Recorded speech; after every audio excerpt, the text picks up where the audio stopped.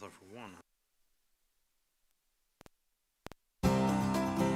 As a premier community in Hampton Roads, James City County strives to maintain a high quality of life for all citizens through sound fiscal management and legislative actions.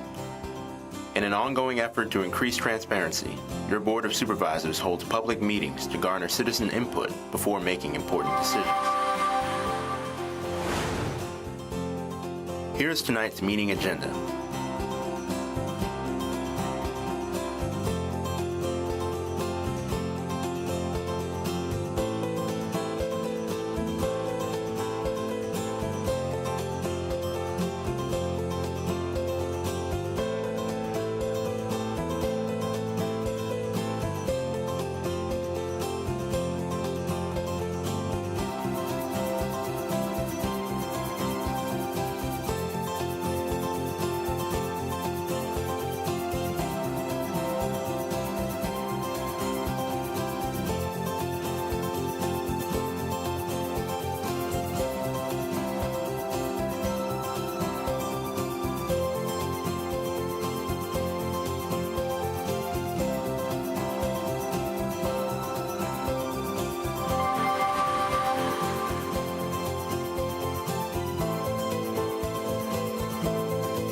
Stay tuned. The Board of Supervisors meeting will begin shortly.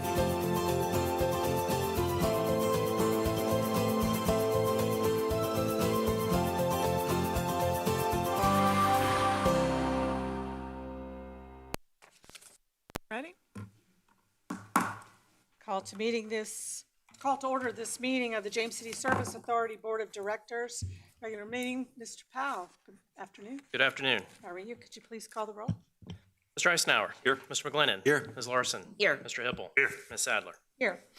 May I have a motion to amend the agenda to add an item under board consideration for a request to establish a permanent full-time utility locator position? So moved. Mr. Powell? Mr. Eisenhower. Aye. Mr. McGlinnan. Aye. Ms. Larson. Aye. Mr. Aye. Hippel. Ms. Sadler. Aye. Any presentations? No, ma'am. Any public comment? No, ma'am. Okay. Consent calendar. Tonight's consent calendar consists of the following items: minutes adoption and resolution to allow the general manager to settle certain claims. We do have something that Mr. Powell needs to correct with the minutes, please. Just wanted to note the original set of minutes that went out had the wrong location for the retreat, so that's been corrected. Thank you. May I have a motion? So moved. All in favor? Aye. Any opposed? Okay, any public hearings? No, ma'am. Board considerations, contract award for $171,870, sewer lift station wet well cleaning. 75 of JCSA's 77 lift stations have wet wells that require annual cleaning. An invitation for bid was issued. We received several bids, 3 bids. East Coast Infrastructure was determined to be the lowest and responsible bidder. They've conducted work for us previously successfully, and staff recommends approval of the resolution awarding the contract in the amount of $171,870 to East Coast Infrastructure. Any discussion? Anybody? All right, may I have a motion to approve the resolution? Move. Mr. Powell? Mr. Eisenhower? Aye. Mr. McGlinnan? Aye. Ms. Larson? Aye. Mr. Hippel? Aye. Ms. Sadler? Aye. Next is setting a public hearing, regulations governing utilities service updates. Thank you. The purpose of this resolution is to authorize the advertisement of a public hearing at your next meeting on July 11th for 4 changes to the regulations. 2 of the proposed changes were discussed at your April 28th retreat. One is the establishment of a sewer cap for single-family residential customers. Under this proposal, any usage above 8,000 gallons per month would be assumed to be for irrigation, and any usage under that amount would be assumed to be for domestic use. This cap would eliminate the need for an irrigation submeter, which would simplify the process for customers who will no longer need to read their submeter and submit their data. It will also save considerable staff time. If approved, this proposed change would go into effect February 1st, 2024 to coincide with the implementation of the Spry Point enterprise software system. The other proposed change that was discussed at the retreat is the designated fire protection line fee. After concluding that the existing fee is higher than most, we contracted with our rate study consultant to review the fee and evaluate other options.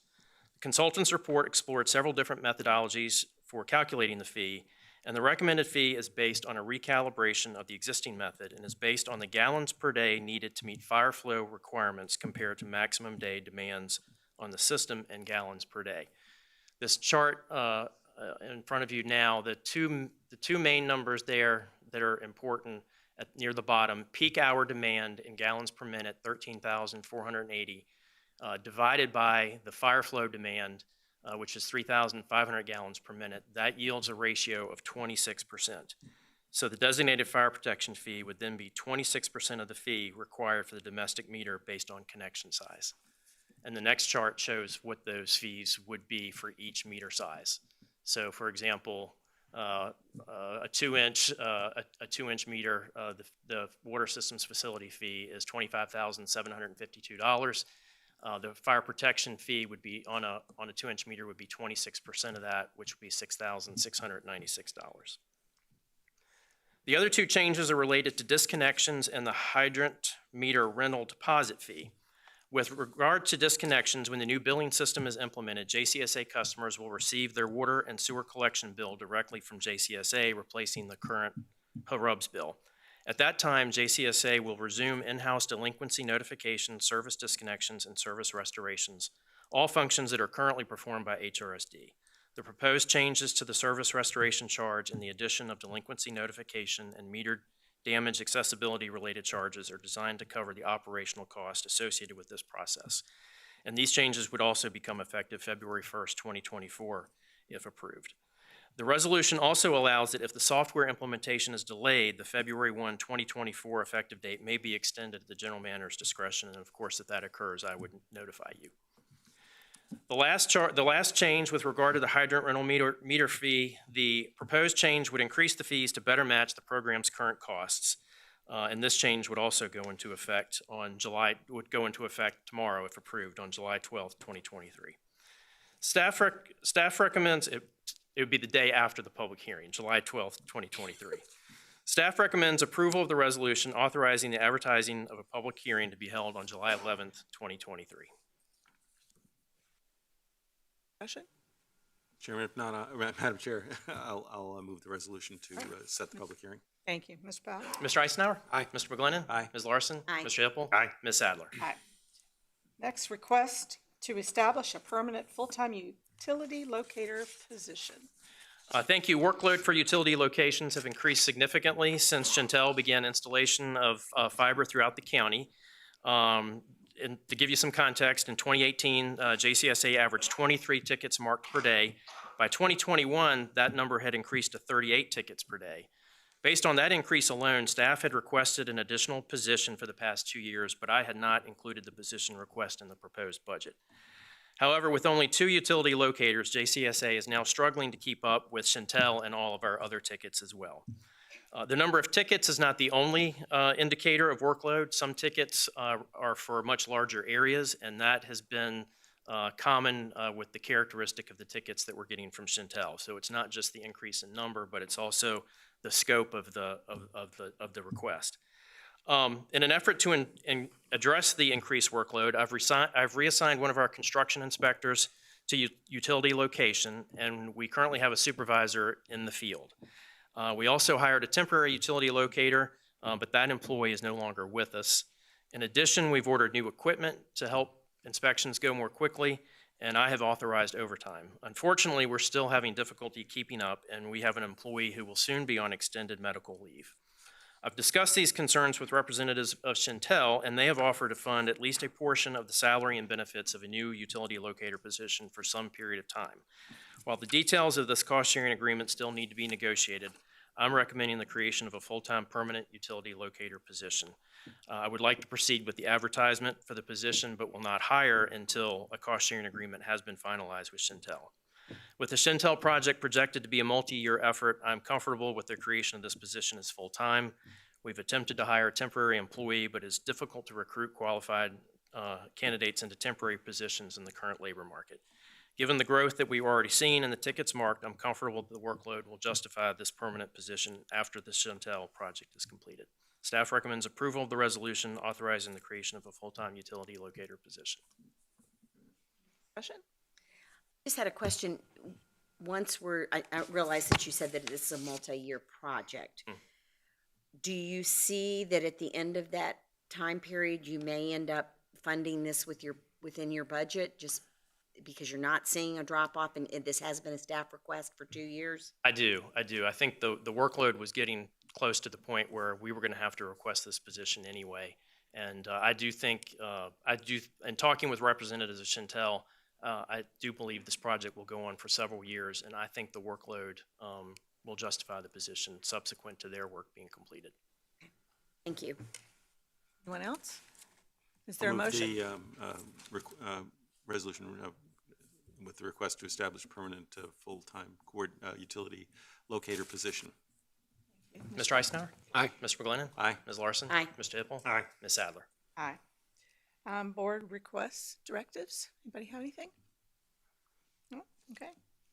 Manager's update. No further updates. Oh, my goodness. Well, with that, may I have a motion to continue the meeting until 1 p.m. on June 27th, 2023 for the general manager's evaluation? So moved. All in favor? Aye. Any opposed? Motion carries. All right. Thank you. Thank you, Mr. Powell. All right. Call this meeting, James City County Board of Supervisors regular meeting to order at 5:09 on June 13th, 2023. Roll call, please, Ms. Stevens. Sir, Ms. Sadler? Here. Ms. Sadler represents the Stonehouse District. Mr. Eisenhower? Here. Mr. Eisenhower represents the Jamestown District. Mr. McGlinnan? Here. Mr. McGlinnan represents the Roberts District. Ms. Larson? Here. Ms. Larson represents the Berkeley District and is Vice Chair of the Board. Mr. Hippel? Here. Mr. Hippel represents the Paladin District and is Chair of the Board. Sitting to my far left is Adam Kinsman, County Attorney, and I'm Scott Stevens, County Administrator, and it's my pleasure to be Clerk to the Board. Thank you, sir. All right, before we do the moment of silence and the Pledge of Allegiance, we'll have our PC rep, Rich Croft, if he'll lead us in the Pledge of Allegiance. And so we'll have a moment of silence, and then we'll do the Pledge of Allegiance.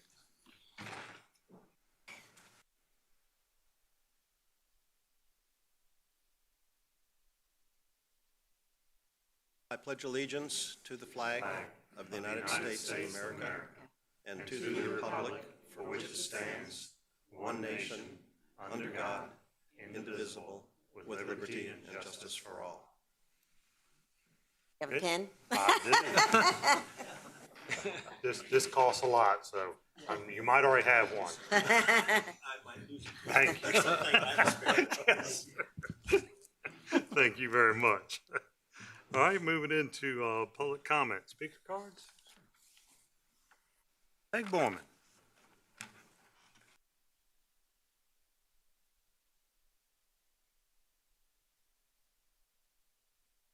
Sorry, I lost my pen. Good afternoon. Thank you, Mr. Chairman, members of the board, Mr. Stevens, Mr. Purse, Mr. Kinsheiser, and I'm Peg Borman, and I live at 17 Settlers Lane in downtown Lightfoot. And I'm here again this month to talk a little trash. And you know it's always out there, and it's visible to all of us to see, and none of us, I don't think, likes to see so much of it. But I think it has been a little less than the last few weeks at least. I had a conversation with a gentleman this morning who picks up the roadway on a regular basis, and he said to me, I usually pick up 2 bags full, but the last few days that I've been out, I've only filled 1 bag half full. So that's encouraging to say the least, and maybe it's progress. But I want to say thanks to him and all the rest of you that go out there and pick up whenever you can. But the main focus of me this month is our annual volunteer appreciation picnic. We're celebrating Will Barnes' birthday tomorrow, and it's going to be at the Will Barnes Shelter and Veterans Park at 4 o'clock on Saturday. And just so you know, in case you haven't RSVP'd yet, I can take that tonight or tomorrow, but we are cooking, so we're going to have time. We need to go to the store and get more food maybe. But anyway, Because if you've volunteered for any event that we've had since last June with the Clean County Commission, we would like to invite you to join us. And so you can see me after this meeting or call me at 757-508-3073, because we don't want to miss anybody, but, we want everybody to come that's been volunteering because they are appreciated. And we want to get people involved a little bit. Maybe they didn't get an invitation, but we want to get them involved as much as we can and show them that we do appreciate them. We still need volunteers on the Clean County Commission. I'm sure you've seen some of the ads that we've put out. We meet the first first Thursday of each month at 5:30 in the conference room at 107 Tuning Road.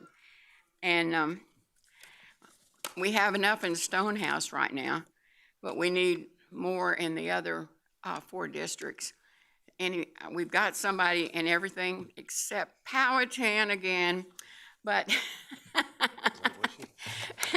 we still have her, but she's on a leave of absence. And we also on the Jamestown, we have him on a leave of absence. So we need somebody there for sure, because there's a lot of work for us all to do. So consequently, the more people we have, the more we have to work on it. So the next meeting, if anybody would like to come just to see what we do, is going to be the 5th of July at 5:30 at 107 Tuning Road. And we did a cleanup this last weekend. We cleaned the bay, and we had about 14 volunteers that came out, and we worked out at Jamestown Beach and the road leading out there. So thanks for letting me talk trash one more time, and remember to put your trash in its place. Thank you. Benny Zhang? We don't have any, there's no speaking during that time, but you want to do it now? Okay. All right. All right, that's all the speakers. So I'll go ahead and close that. Mr. Chairman, if I can, since we've had Ms. Borman up here, I wanted to relate to the board that I saw something the other day that I think would have lightened her heart a little bit. I was sitting on Monticello Avenue, right at the entrance to where Publix is. And I looked over, and there's a gentleman in a vest. And he's got a big can, and he's got one of the little pickers, and he was picking up cigarette butts. I don't know who he was, but he was, God love him, he was out there, and he was picking up cigarette butts a little bit faster than people were throwing them out. So we're maybe making some progress in the right direction, but it's folks like that that come out and, don't get a whole lot of recognition, but I'll tell you, that's the kind of thing that makes the difference. So I thought you'd appreciate that. Thank you. All right, next is our consent calendar. Consent calendar consists of joint exercise of power agreement and number 2, contract award ground maintenance service. Is there anyone wishing to pull an item, or may I have a motion? Move to adopt the consent calendar. Thank you, sir. Roll call, please, sir. Mr. Eisenhower? Aye. Ms. Sadler? Aye. Mr. McGlennon? Aye. Ms. Larson? Aye. Mr. Hippel? Aye. Motion carries. All right, moving into public hearings, and of course, our PC rep gave us our pledge of allegiance. But Rich, thank you very much for that. And our first public hearing is SUP-23-0003, 2884 Chickahominy Road, Tourism Home. Terry, welcome. Thank you. Good evening, Mr. Chairman and members of the board. Mr. James Carter of Hunter Law Firm has applied for a special use permit to allow for the short-term rental of a 4-bedroom, single-family home at 2884 Chickahominy Road. The property is zoned R8 Rural Residential, designated rural lands on the Comprehensive Plan Land Use Map, and is located outside the primary service area. The property is served by public water and private sewer. If granted, this SUP would allow for short-term rentals throughout the year. No changes to the footprint of the home are proposed. Staff finds some favorable factors for this application, such as the presence of adequate off-street parking, and that the applicant has stated he will obtain the proper licensing and inspections. Staff finds the proposed use will not negatively impact surrounding property or development, nor is it expected to negatively impact levels of service for roads and other public services. While staff believes the location is generally considered appropriate for this use, staff finds that the proposal is not fully consistent with the adopted 2045 Comprehensive Plan recommendations for short-term rentals. Therefore, staff is unable to recommend approval of this application. At its May 3rd meeting, the Planning Commission recommended approval of this application by a vote of 5-1. Should the Board of Supervisors approve this application, staff has included proposed conditions for consideration. I am happy to answer any questions that you may have. Thank you. For staff. So if I can understand this, Ms. Costello, one of the main objections in terms of not meeting all the requirements is that it's a couple of houses off of a collector road. Is that right? Correct. It's on a local road, plus the owners will not be living there. Right, right. Okay, thank you. And I don't know if you can help me with this. You were very helpful earlier today with some questions, or yesterday, some questions that I asked. But I'm curious about the question of folks at this particular location received a notice that their operation was in violation of our requirements. Correct. How long ago would that have been? I believe we sent them a notice in December of last year. And would most of the people who were, have there been ongoing letters sent out, or was that the time in which letters were sent to people who'd been identified as having unauthorized Airbnbs or short-term rentals? I think we did a mass mailing per se, that when we got a listing of those who are operating, and I think we've done it this year as well. We periodically get listings of people who are listing on there, and then we can check if they have special use permits or not. Okay. And so anybody who got, who was identified as having a short-term rental but not the proper SUP in an area that was not authorized for short-term rentals should have taken some action if they wanted to continue doing that practice? Correct. Okay, thank you. And will the applicant be speaking to you? I did not see the applicant here. So then I'll ask one more question, if you don't, if you happen to know about this one, and that is, I read in the staff report that the home was originally purchased by some folks from Danville, and that their intention was to have it as a place for their daughter to live while she attended William and Mary. That she chose not to come to William and Mary. I don't know why, but the question I would have really is it their intention to keep the property?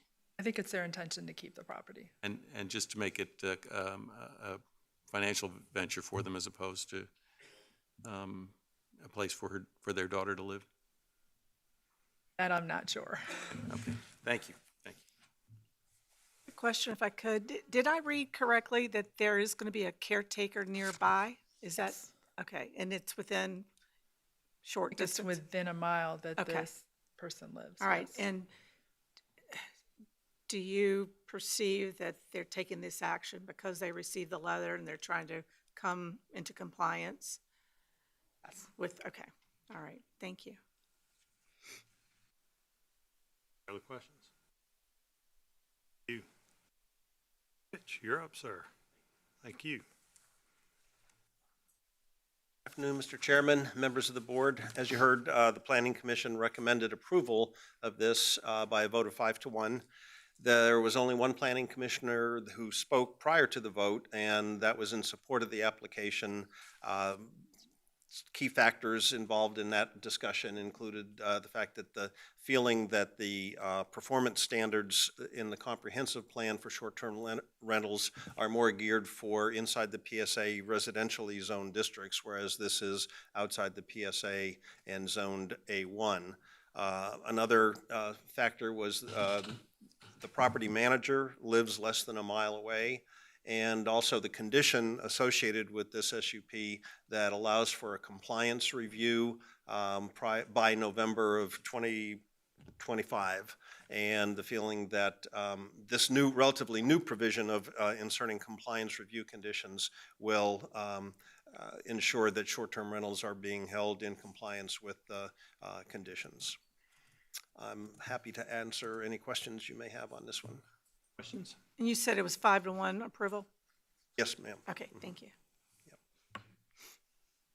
Thank you. Thank you. All right, I'll go ahead and open up the public hearing. Do we have any speaker cards on this one? No speaker cards, so I'll go ahead and close the public hearing and look for the board for discussion or motion. Motion to approve? For approval, Mr. Stevens, would you call the roll, please? Sadler? Aye. Mr. Eisenhower? Aye. Ms. Larson? Aye. Mr. McGlinnan? Aye. Mr. Hippel? Aye. Motion carries. All right, next, number 2, SUP-23-0009 to, or 2868 Lake Powell Road, Forest Home. Terry, welcome again. Thank you, Mr. Chairman and members of the board. Ms. Mary Waltrip has applied for a special use permit to allow for the short-term rental of up to 5 bedrooms in a single-family home at 2868 Lake Powell Road. The property is zoned R2 General Residential, designated low-density residential on the Comprehensive Plan Land Use Map, and is located inside the primary service area. The property is served by private water and public sewer. If granted, this SUP would allow for short-term rentals throughout the year. No changes to the footprint of the home are proposed. Staff finds some favorable factors for this application, such as the presence of adequate off-street parking and that the owner will live on site. Staff finds the proposed use will not negatively impact levels of service for roads and other public services. Staff finds the proposal to be incompatible with surrounding development and not consistent with the recommendation for short-term rentals in the 2045 Comprehensive Plan. Staff therefore does not recommend approval of this application. Should the Board of Supervisors approve this application, staff has included proposed conditions for consideration. At its May 3rd meeting, the Planning Commission recommended denial of this application by a vote of 4-2. I am happy to answer any questions you may have, and the applicant is also available. Thank you. Questions?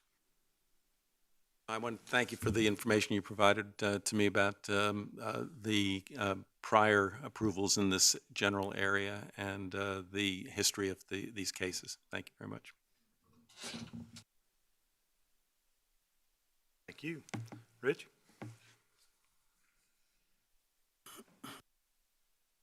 And once again, as you heard, the Planning Commission recommended denial by a vote of 4-2 for the reasons outlined in the staff report. It's inside the PSA, it's not on a major road, and so on and so forth. I should say that there was no discussion prior to the motion and the vote on the part of the Planning Commission. I'm happy to answer any additional questions you may have. Questions? Thank you. Thanks, sir. All right, I'll go ahead and open up the public hearing, and our first public speaker is Lisa Waltrip.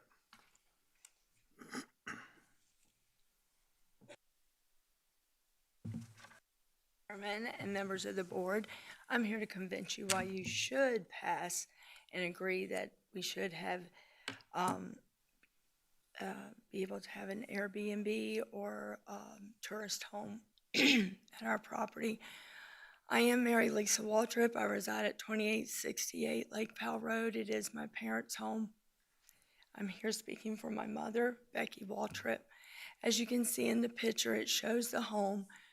Part of the home is 2-story. As you see on the left side, it's a single story, and where the added closed-in porch is, that's an original home that's been there before I was ever born. And I hope I get this right. You push it for me, okay. This section of the home is occupied full-time by my adult daughter, Amy Waltrip, and this area of the home is also where my mom and I reside when guests are there, or we go to my husband's and my home in Toanna, but someone is there around the clock in the home when guests are there. The 2-story part of the home is the part that is rented to guests. As you can see, our property looks across the street. We have lots of privacy. That is the hill that most of y'all all know about. And our home is surrounded by nothing but family. So behind us, we have Tracy Douglas owns all the property, and he's family by heart. We grew up together since we were little. I would like to share some positive thoughts about allowing short-term rentals, even just not my own. Income for the county is astronomical that's being brought in from short-term rentals and tourist homes. Also, families can stay together in a home-type setting when they travel. They don't have to rent numerous separate rooms. Everybody can be comfortable, and it's great, especially for large families when there's deaths in the family, graduations, weddings. It really makes it convenient because everyone can be together. The homeowners can stay in their home, and that's what we're trying to do, and make extra income so my mom can live out her life in her home. If you notice driving down Lake Powell Road, which most of you have lived here a long time, there used to be a lot of dumpy looking houses, let's be for real. And these homes were purchased by people and they were fixed up. They're very nice looking now. And all of the short-term rental or tourist homes that I know of in the area, they're always kept up. The yards are very neat. There's never been a complaint that I know of guests causing any kind of trouble or, loud parties or anything like that. I joke and say our family makes all the noise with the race trucks and things like that in the neighborhood. About our individual home. It's a private area surrounded, like I said, by family. We live in the home and my mom are there and my adult daughter, Amy, like I said already. One thing I like about our home is that it is on Lake Powell Road, but we have a private drive. So there's plenty of parking and there's so much privacy that no one honestly even knew we were doing this. We started doing it this fall to see how it would be. And I didn't even know, honestly, that you're supposed to have an SUP. I did tell Emily that has an Airbnb across the street that as of December, it was so funny, it was the exact day. I told her earlier on the phone, I said, well, I'm going to go Monday and find out what I have to do, get a business permit, do whatever I have to do, because this is really a blessing financially, for my parents. And it's easy that I can be there and take care of them and also work. And the thing was sent in the mail that day. That was what's so ironic and funny. And I have been in process to come here, but this is just when it worked out for me to be here because I know you asked about that. We are surrounded by numerous businesses, Yard Works, Winsburg Winery, the Winsburg Jamestown Airport. So there's different businesses around us. And part of the thing, too, is behind that hill, most of you know that's where Yard Works is in the airport. There will be no building or anything on that area. My goal for getting the SUP is to take care of my mother while she remains in her home the rest of her life. And it is kind of a dream I always had to have a bed and breakfast, so it's kind of on the same thing as that, so I really enjoy doing it. And I will take care of anything that has to be done by the county, by the fire department, whatever I need to do to keep up with y'all's rules. And I just want to thank Terry. She has been such a help with going through this process. And did any of y'all have any questions? I don't really have any questions. I do want to just say that the fact that you are here asking for this is something that is a significant factor. I'll talk about it a little bit later on. But thank you. Thank you. All right, our next speaker is Sharon Dennis.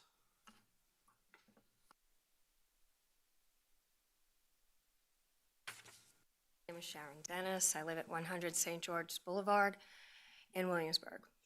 So firstly, I just want to clarify that I personally do not own one special use permitted tourist home. I do operate, manage, clean for Randy Coleman's and for Mark Collins, my husband.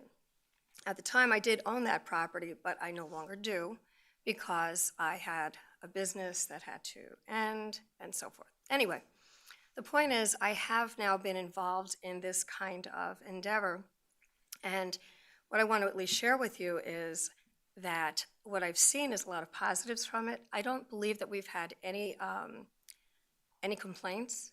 So that being said, what I am seeing is people in the community that really can benefit from this for, as the Waltrips are now seeing that they can remain in their home, supplemental income.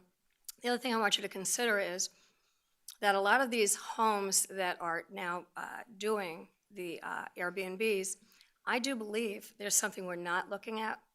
But if you get builders to come into the area because prices have risen, the land is more expensive, the properties are more expensive, they're more likely to tear down some of these things that we want to like retain in the historic nature of Williamsburg.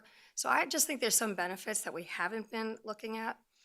I also wanted to know, is there going to be a time where we could have some more than this 3 minutes conversation about where in this community is these tourist homes of benefit versus it sounds like it's been given a bad name.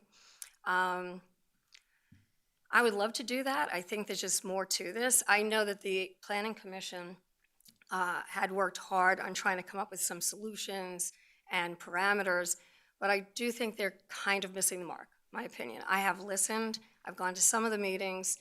For instance, when they put into their conditions, you have to live there, and then at one of the meetings, they looked at the county attorney, and they learned it was unenforceable.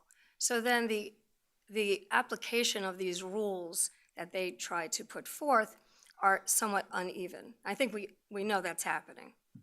So what I'd like to say is I think there's a lot of positives to this. I think it needs to be looked at again. I'm hoping that there can be a meeting where we can actually participate, those who are actually within doing this, so we can give you some real feedback. And I'm in support. I think it's a great thing for the community, and I think it would be nice if we could explore that. That's it. Thank you. Thank you. Tracy Douglas?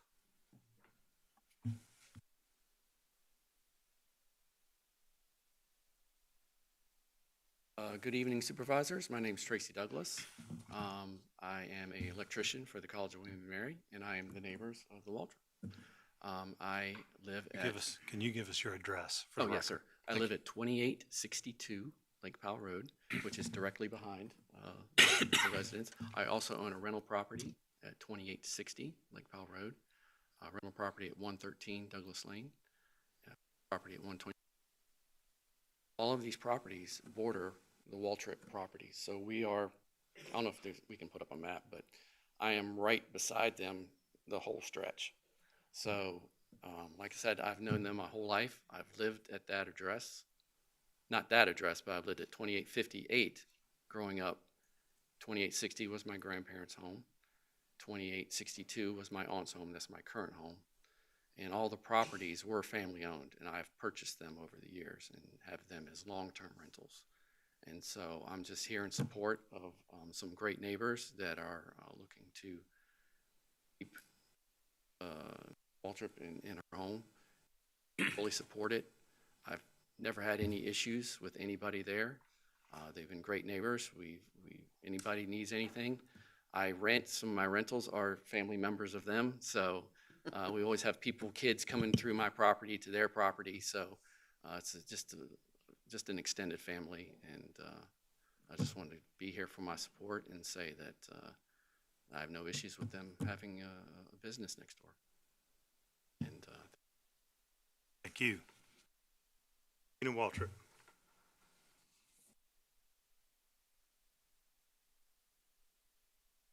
Hi, I'm Dina Waltrip. I'm at 2884 Lake Powell Road.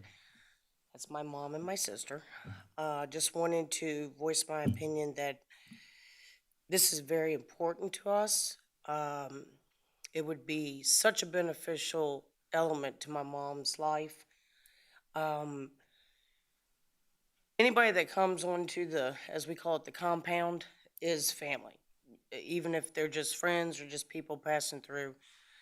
And being able to share our homes or Mama's home with people, and showing them the community and showing them what our family is like, I think would be a great thing, because we are kind of different. But just to make sure that she's able to stay in that home with her family around her. All 4 of us kids live there on the street, on the drive. So I just wanted to extend my thoughts and also say I'm not sure if, well, I'm up next, 2884 Lake Powell Road, but if for some reason you just don't feel comfortable approving 2 SUPs on the same street on the same night, or you're just totally against these type of things, I would ask that you decline mine and approve my mom's. That way she can benefit. So just wanted to tell you that, so thank you. Thank you. Emily Martell?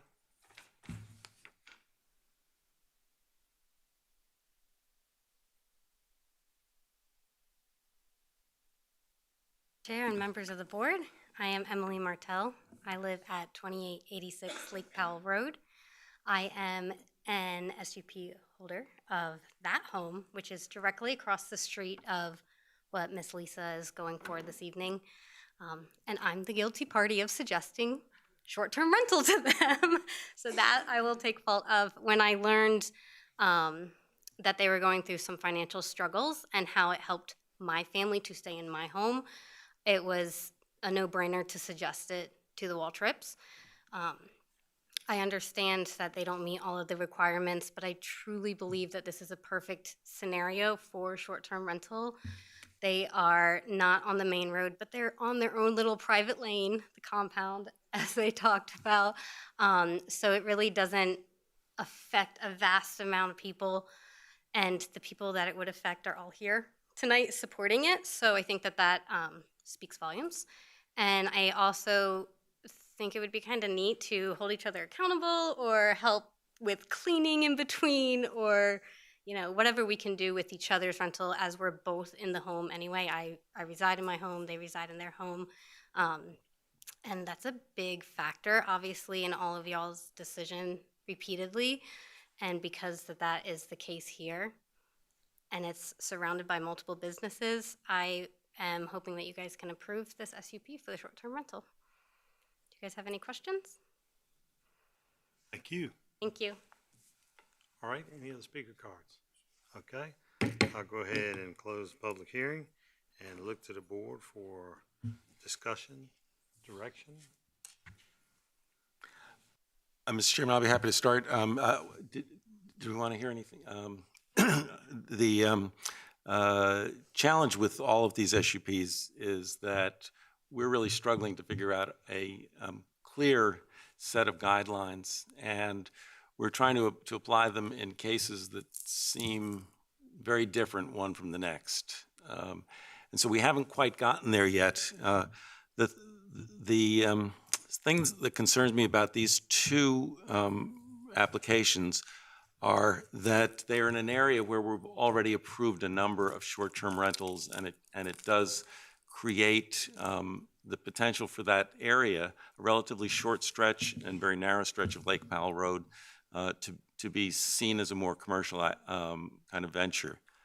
On the other hand, we have 2 applicants, one of whom just indicated that when they were ready to come in and move toward the appropriate status for their short-term rental.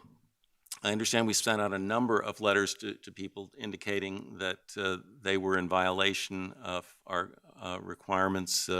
And when we see somebody who takes that seriously and tries to rectify the situation, that does carry some sway. And in the other case, we have somebody who decided they'd like to try this and came in from the get-go to say, I'd like to do this. So while I would be very, very reluctant to consider an additional short-term rental in this particular area, for some of the reasons that the applicants have indicated, and I shouldn't be talking about both cases at the same time, but I will, this is an instance in which these particular homes are located in an area where everybody surrounding them essentially is blessing the process. And it is also an area which has, off of that small private road, a number of commercial activities going on immediately adjacent to it. And so while I continue to have issues, and I appreciate what Ms. Dennis had to say about the value of getting some folks together to talk about what might be the best way to accomplish this, and I don't want to forget the fact that we do have a large number of residential, of zoning districts in which short-term rentals are permitted by right, that in this particular instance, I'm inclined to say that granting these SUPs, and I'll speak just to number 2, the 2868 first, granting this SUP will bring that house into compliance, will allow for it to function effectively, and will solve some of my concerns about an over-commercialization of a residential area. So I will support the application. In some ways, I feel like I should recuse myself because my Uncle John was very close to your father, who we should mention is a longtime James City County resident who passed away not too long ago. So my sympathy's there. And I think I never would have sat up here and said Dina Waltrip made me cry because Dina's a pretty tough person. So, but I think for me, you want to keep your mom, in her home. And I think that says a lot. You have the support of your neighbors. It's no secret we are struggling with short-term rentals. We're a tourism town. We realize the benefit. We want to be fair to our hoteliers at the same time. There is also, as you yourself pointed out, and as Supervisor McGlennon pointed out, there is commercial around you. I do worry about the traffic in that area, but hopefully you will work with your guest, to ask them to abide by the speed, et cetera, and be courteous of your neighbors. But it seems like that's already happening. So I appreciate what you're trying to do. Jim? Let me ask sort of a question of staff, if we can, because what I wrestle with is the fact that when we have things come before us, there are certain policies and that we have decided we're going to try to apply across the board so that we have a method of dealing fairly and equitably with people when they're asking for something similar, and that we are more uniform in our approach to it. In the absence of guidelines like this, then it becomes problematic for me, because what happens is you can say, okay, well, they made a very good case in this case, so we'll look the other way on these policy decisions, and we'll say, yeah, we're going to go ahead and do it this time. And then the next guy comes in, and how do you tell them no? How do you come in and take the same set of guidelines and say yes to one and no to another? And so that's the dilemma we find ourselves in. Now I will come back and say that the comp plan and the guidance in the comp plan is not an ordinance. It's not binding law. It's a guide for us to work from. So we do have flexibility as the board to make those kinds of decisions. I'm just concerned about how we defend those going forward. When I look at the four things that are labeled in here, it looks like this is not necessarily an inside the or outside the PSA. It says designated rural lands or neighborhood commercial or community commercial or mixed use or economic opportunity. And then, of course, as Mr. McGlennon mentions, there are also zoning categories or land uses where it's by right. It doesn't require an SUP. So this is a case where these two can be very, very deserving, but they clearly are low-density residential. They don't fall into that category. So I would, if I want to approve this, I'm going to have to look at that and say, okay, we let it slide this time. What happens the next time somebody comes in and asks for a low-density residential? You know, we've opened the gate. I looked. The other one was about the idea of it being at the edge or the corner of an existing platted subdivision, and I think this one's pretty straightforward. This is not necessarily a subdivision. It's a grouping of houses, but it's not necessarily on the edge or the corner of something, but it's something that I don't think was contemplated when they came up with this particular guidance. Major road, yeah, it's off a major road. And the one thing here is that the folks, to me, whether you live in the house or you have a caretaker close by, the important thing is that if you're the resident staying at that Airbnb, that you have someone you can contact to rectify situations on fairly short notice. And whether that person lives in the house or whether they are a half a mile away or 2 miles away, but as long as they're readily available, then yeah, you know, I can see that.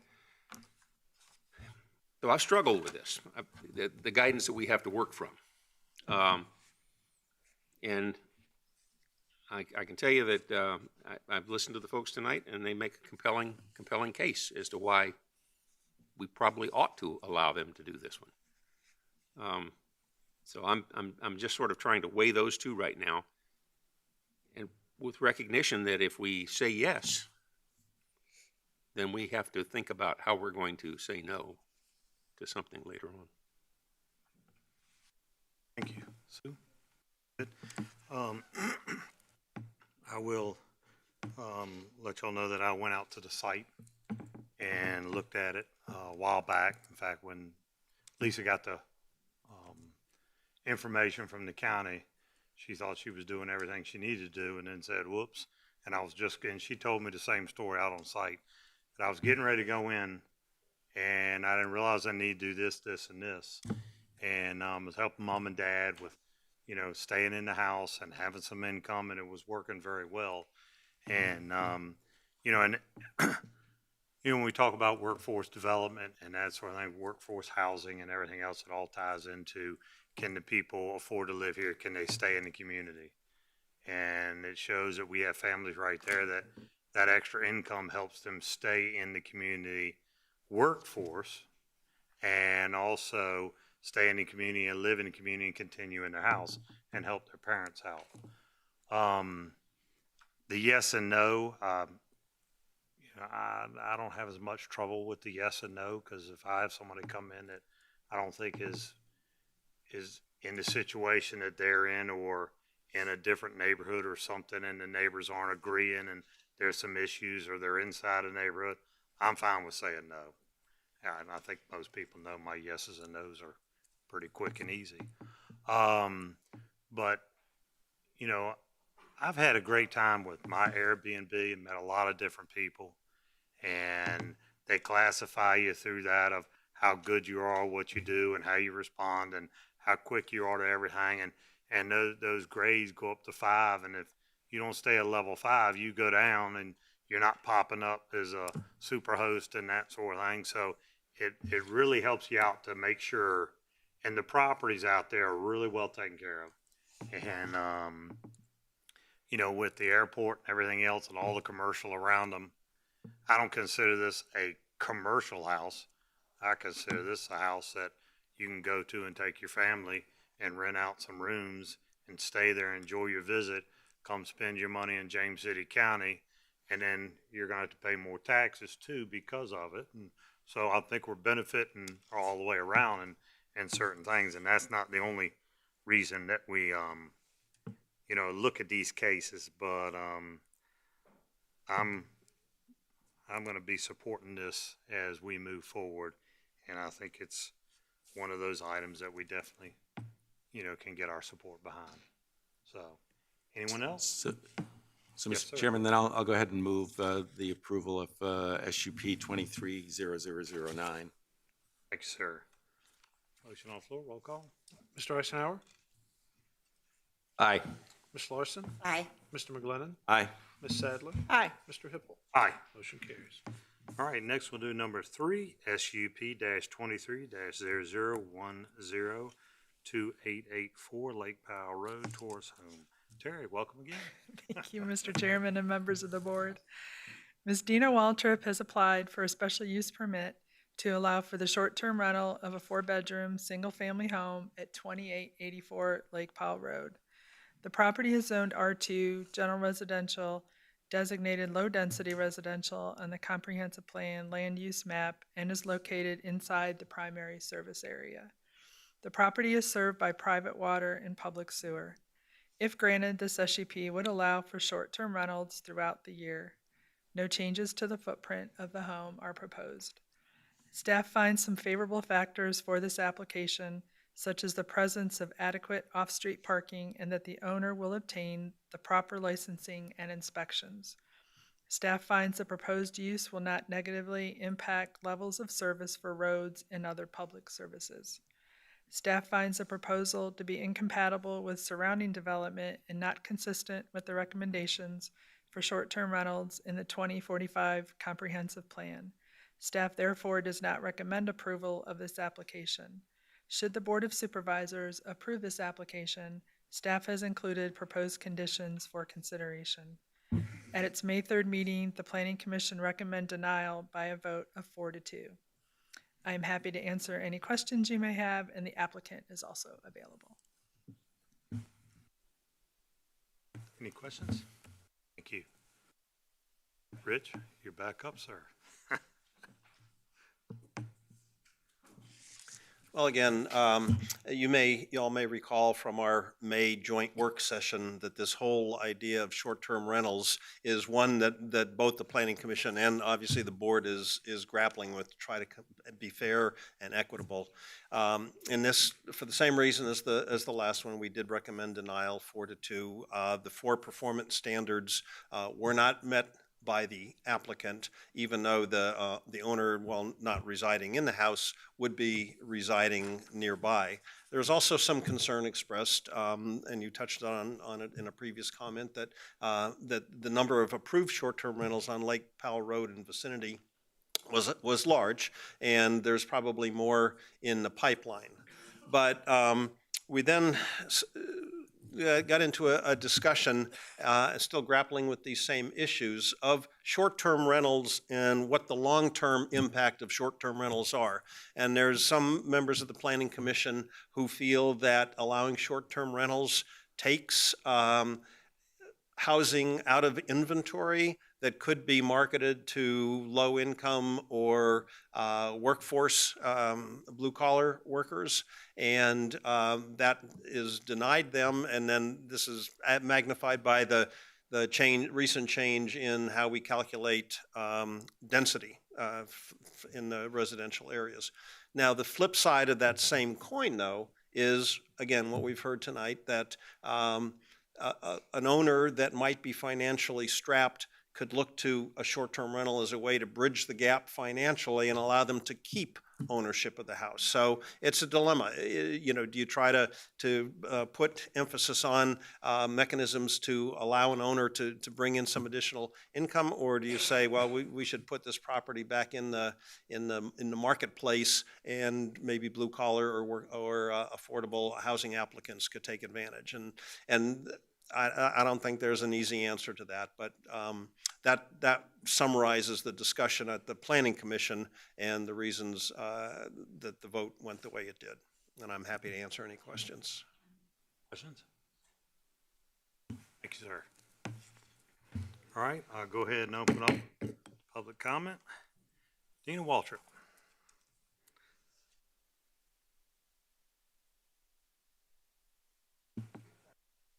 Pull yourself together. Okay, good evening, Chairman and fellow board members. My name is Dina Waltrip. I live at 2884 Lake Powell Road.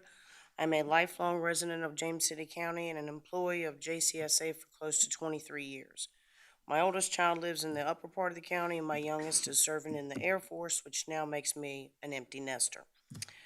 I have a single-story home with 3 bedrooms, 3 bathrooms that I would like to open up to short-term renters. I'm not only hoping to meet new people and show them our wonderful community, but to also help those that may be here visiting their families in need. My house is situated off Lake Powell Road at the end of John Eubank Drive and next to Waltrip Lane. John Eubank Drive is actually the private driveway that my family has been using and maintaining for well over 50 years.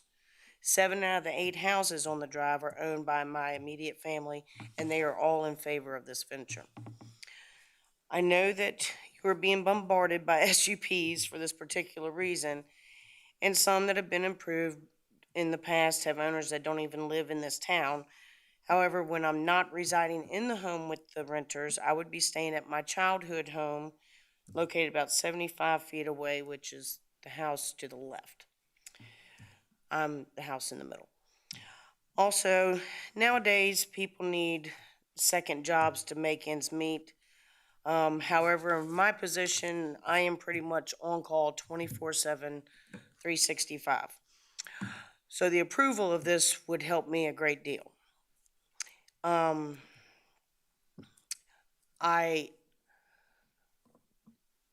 thought this was brought up to me by Emily and my sister. Yes, my kids are grown, but now I have a grandchild, and my daughter is still high maintenance, so money is always going out. It's where we live, the compound is one of the safest places you could possibly want to stay because it's all our family. And we love it there. It's peaceful, it's quiet, it's beautiful. If you want to go to the, oh, I've got the little Smitty right here. That's my the view of my backyard. That's Waltrip Lane. That property is actually owned now by Williamsburg Winery, and they're supposed to be putting grapes there. At least that's what they keep telling us. And then the next thingy, that's my front yard looking towards my brother's house. Yes, everybody knows who's coming and going, but it's also a way of us keeping an eye on each other if somebody needs something or whatnot. There's not a whole lot of traffic on that road but us.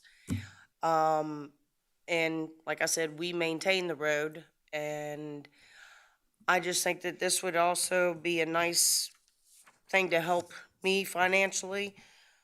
I can't express my thanks to you enough for approving my mom's. You have made my evening. So, but I know that there's issues of, criteria that may not be met or something, and I know you're worried about.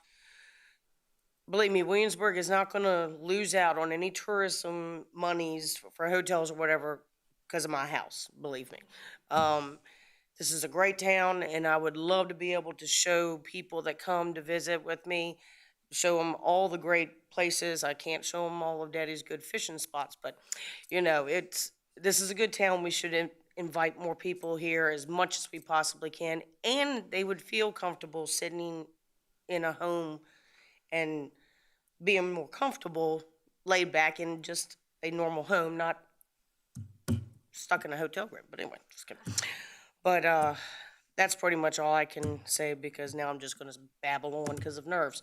So if there's any questions that you may possibly have for me, I will do my best to answer them. Any questions for the applicant? Thank you. All right, Tracy Douglas, our next speaker.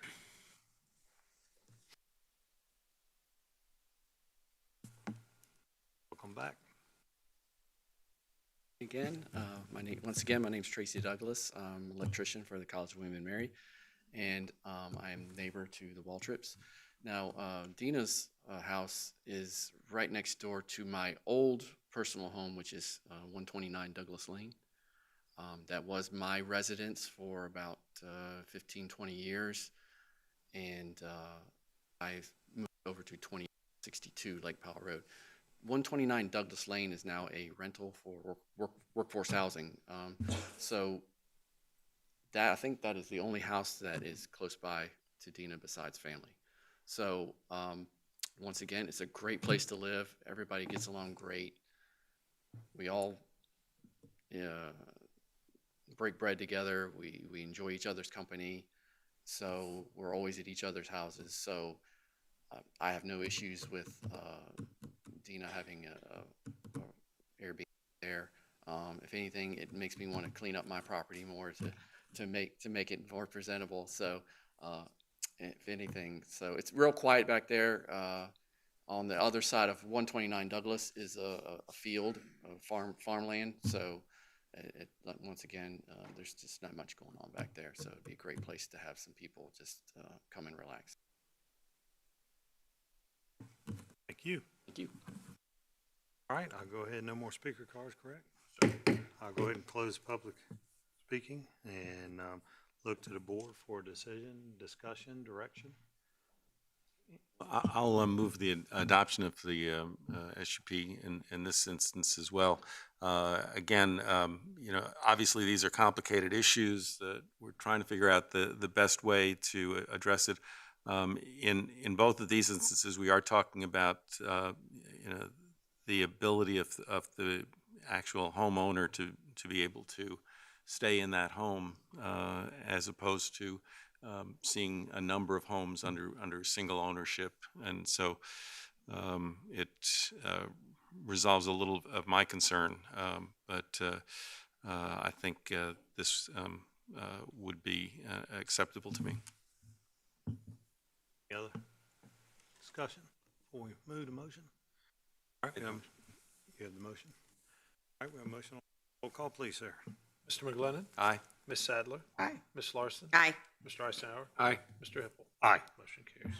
All right, next we'll move into number 4, ORD-22-0004, amendment to the zoning ordinance regarding community recreation facilities in residential districts. And Paul, how you doing, sir? Hi, good evening, Mr. Chair, members of the board. At its meeting on April 12th, 2022, the Board of Supervisors adopted an initiating resolution to consider possible amendments to the James City County zoning ordinance regarding community recreation facilities. Staff presented a draft ordinance at your May 9th meeting, where it was deferred until tonight. Some questions remain on how best the ordinance could be implemented and or enforced. Don't have answers to those questions ready for you tonight. So staff recommends that the public hearing for this item be closed and that this ordinance amendment be postponed indefinitely. Should the board wish to consider this item in the future, staff will re-advertise the ordinance pursuant to public notice requirements, and I'd be happy to answer any questions you have at this time. Any questions for staff? No, I just want to thank staff. I kind of feel like I'm going to end up in one of those commercials that come out for the state, like, how many bills has she put forward? But because I asked for you to do this because of an issue that came up regarding the change from a residential to a commercial. But there turns out to be some other mitigating factors that we need to figure out how to address. And so I just wanted to say thank you for the staff time, and I know that there'll be time moving forward as we try to figure out how to best address it. And so I look forward to working through those things, and but thank you for the time that you've already put into it, you and your staff. Thank you. So do I need to move the motion? Yes, sir. All right, motion? Yes. All right, we have a motion. Roll call. Mr. Eisenhower? Aye. Mr. McGlennon? Aye. Ms. Sadler? Aye. Ms. Larson? Aye. Mr. Hippel? Aye. Motion carries. And we're going to close our public hearing on that as well. All right, next is H. It is Z-23-0002, Colonial Heritage Pickleball Proffers and Amendments, and this is under board considerations. Paxton, welcome. How you doing today? Good, how are you? Very good, thank you. Thank you, Mr. Chairman and members of the board. Mr. Benny Zhang of Kaufman and Knowles has submitted a request on behalf of the Colonial Heritage Homeowners Association and Colonial Heritage LLC to amend condition number 4B of the adopted proffers for Colonial Heritage. Currently, proffer 4B requires 3 tennis courts to be provided. The applicant has requested to amend the proffers to allow for additional pickleball courts. The proposed amendment reads as recreational courts for spatial activities, including but not limited to racket sports such as pickleball and tennis, numbering not fewer than 3, and would allow for the applicant's proposal of 6 pickleball courts and 2 tennis courts. No other changes are proposed at this time. Staff finds the request to be consistent with the zoning ordinance, the 2045 comprehensive plan, and the development guidelines found in the adopted Parks and Recreation Master Plan. Staff recommends the board approve this application and accept the submitted proffer. I'm happy to answer any questions you may have, and the applicant is available as well. Questions? I do have a question for Mr. Zhang, if I could, please. Good evening. Good evening. Thank you for being here. I just want to make sure that I understand. I certainly don't have an issue with changing anything for pickleball courts. I just want to make sure if we're thinking long-term, does this limit it? Or if something changes where pickleball isn't the wonderful thing that it is today, and we've got a new, big, interesting sport that needs to be on a court, does this allow for some freedom that can take place, or does it just limit it to pickleball, or? That's a great question. I appreciate that, Supervisor Sadler, and good evening. My name is Benny Zhang. I'm with Kaufman and Knowles in the James City County branch at 4801 Courthouse Street, Suite 300. You raised a great question. In fact, the credit actually goes to county staff. We had originally drafted where we would limit it to pickleball, but then Christie Parish and Paxton had a great idea saying, well, pickleball is the norm right now.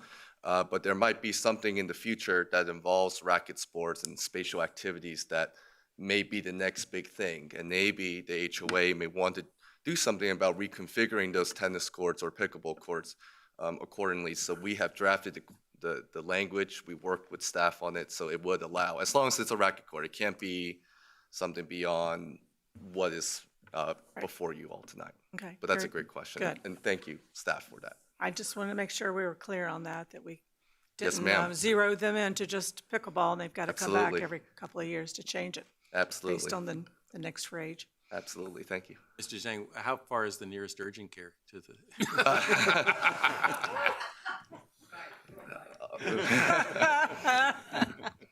I think there's one nearby. Close. Yeah, pretty There's close. one by I'd Harris say. Teeter. That's right. That's right. Any other questions? That's all. Thank you, sir. Thank you very much. Thank you. Appreciate Thank you, clarifying Any that. other questions for staff? I had one Yes, sir. question from the package, and I don't know whether Mr. Holt can answer this or not, but in part of the package here, it had the James City County Planning Division case tracking proffers and conditions. It was labeled page 47 in the agenda, I think. And I had a question about some of it, because it basically went through all of the different proffers, and there were a bunch of them which dealt with cash proffers right to begin with. The first 4 or 5 of them, a lot of them were cash proffers, and some of them were sidewalks and road improvements. And there was a column that said no, no, no, no, no, and then a bunch of them changed to yes. Does that indicate that some of these proffers have not been completed or fulfilled, or have all of those cash proffers been completed and fulfilled? It was confusing to me. I believe those ones are ongoing, and this one only amends condition number 4B. So all of those will still be intact, and we're still tracking those as well. Okay. Well, the reason I was saying is because in several of them, there were like for the certain amount for the first 1,000 residential units. Though you're over 1,000 units in that community, has that proffer been paid, or is it? I know some of them are talking about up to 1,950 units, so that maybe not all of them have been. Can you give me a little better feel for? Probably not tonight. We can follow up with you. In all honesty, that's probably extraneous information. Okay, I was just curious because we were talking about proffers. Because it's really not germane to the current proffer amendment. So apologies for giving you more information than. Got my attention. Happy to provide all of that. Actually, it's gonna be half the size next time. Any other questions for staff? Thank you. All right, look for the board for any more discussion or motion. Motion to approve, please. Motion for approval, roll call, please, sir. Ms. Larson? Aye. Mr. Eisenhower? Aye. Ms. Sadler? Aye. Mr. McGlinnan? Mr. Hippel? Aye. Motion carries. All right, next we're looking at purchase of property at 106 and 110 Catalpa Drive and 176 and 186 Clark Lane and 6171 and 6195 and 6197 Old Mooretown Road. Lon, how you doing, sir? Good evening, Mr. Chairman, members of the board. Before you this evening for your consideration is the above referenced properties are located in the Powell district off of Old Mooretown Road. For several decades prior to the mid-1990s, Clark Lane existed as a dirt road. In the mid-1990s, the county completed a neighborhood improvement project, a portion of which included the constructing Clark Lane as a full-width roadway. These properties were adjacent to Clark Lane, as you see in the example here. Those properties came up for sale. They have been marketed for close to $1 million. Staff reached out to their agent representing the seller. These are all represented by one owner who had acquired them, probably with the intent of wanting to develop them one day, but they ended up in that person's estate. Staff negotiated with the representative of the seller, and the seller has agreed to sell the properties at a reduced rate, $550,000. They are assessed at $354,000, and the total acreage here is 13.65 acres. Board may recall that you passed a authorization for the sale of two parcels that are adjacent, also in Clark Lane, but to the east and this property. And we think that that development along with this would enhance our opportunity for future workforce housing sites. Questions? I don't have a question. I just was, when I read this agenda item, I was very pleased to see the efforts made here to acquire this property. And, well, I guess I do have a question. What do you see, what is it going to take in order to get from here to workforce housing? So I think right now what staff will do, if the board should approve the acquisition, is that we will go out, probably procure an engineer, and look and see what the development potential is on this. I think we're concerned about the layout, the number of units, what type. I think then we would have some discussion internally of how we would fund the development of this, as the report notes that there is a lack of infrastructure there right now. And so we would entertain probably a community development block grant, planning grant initially to take a look at that. So we'd seek some external funding to fund the exploration of it. Mr. Powell, could you give us an estimate of kind of the range of numbers of units we might be talking about here? I think at a minimum, under its current zoning, I think we might be able to get somewhere near 30 out of it as it sits there. Which is a pretty remarkable accomplishment. And I want to congratulate you and your staff on the ability to get that price down. I think Marion Payne played a large role in this, She did. to almost half of what the asking price had been.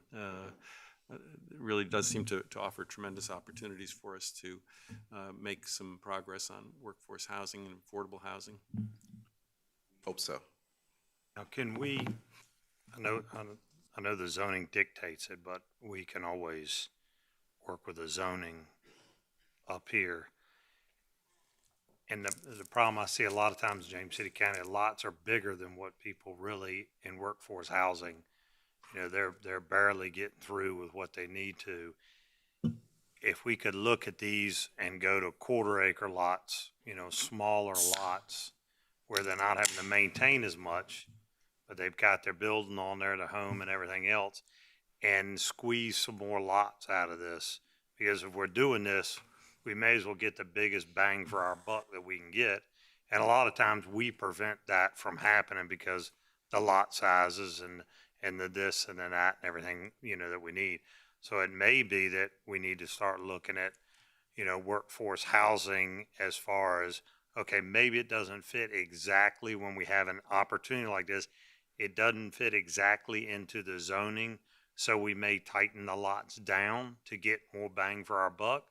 And we'll be able to put more houses out on the market for workforce housing development, and utilize that land better than, because our zoning and everything else always stops us in workforce housing, and, well, we can't cut it down but so far. Well, maybe we look at that, and I know Paul's probably looking at shaking his head. Maybe we look at that and make quarter-acre lots so that we can get more out of this. And I would love to see if we can do something like that to be able to flood the market a little bit better with these workforce housing, especially when we've got this opportunity staring us in front of us. We may as well try to make it as big as we can for the people that need it. Mr. Hippel, we will certainly take that under advisement. Thank you. I have Any a other- quick question. These properties and homes will be for sale Yes, ma'am. for the private sector? For private individuals Yes, coming yes, in ma'am. purchasing? Great, Correct. okay. That's And what we envision. Okay, awesome. And then you're looking at getting, you said block grants, and what was the other grant you talked to? CDBG planning grant, which Planning is another grants. type of block grant. Okay, how much do you anticipate that you might be able to get a grant for, do you know? Most recent grant we had was for $50,000. Okay, great. Would it be a matching grant, or are they typically matching, or are they just granted to us? Planning grants typically are not matching grants. Okay, very good. All right, well, thank you for your work. But you're suggesting that the community development block grants might actually involve a significantly larger amount when it actually came to construction? That's correct.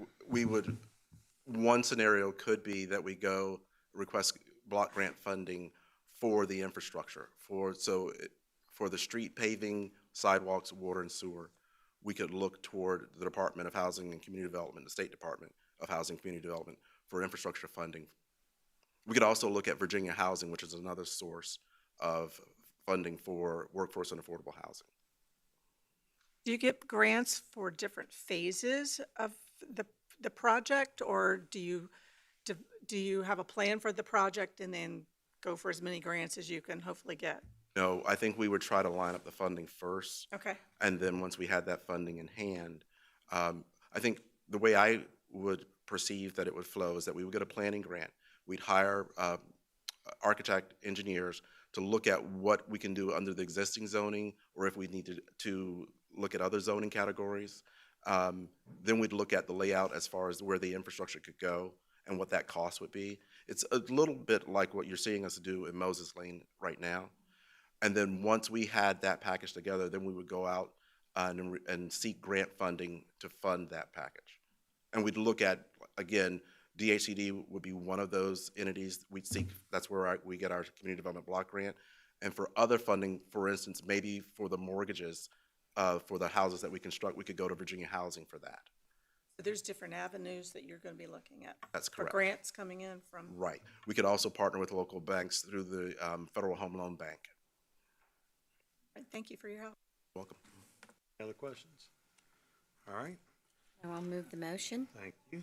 We have a motion on the floor. Roll call, please, sir.